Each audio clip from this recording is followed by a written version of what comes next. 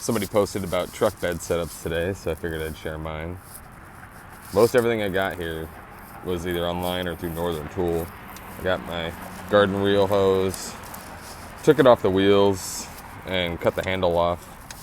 And I just roll it up using these guys. Had to get a female adapter to go to the house because it's all reversed. GP garden reel with a really awful Simpson hose and a terrible ball valve.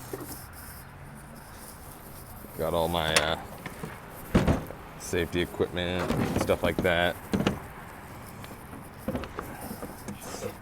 Built these drawers.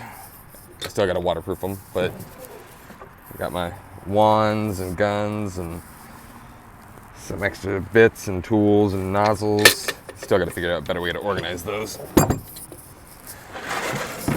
Simpson 442.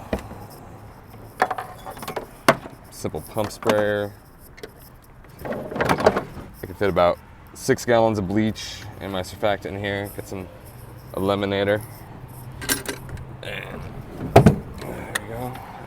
A couple brushes and poles.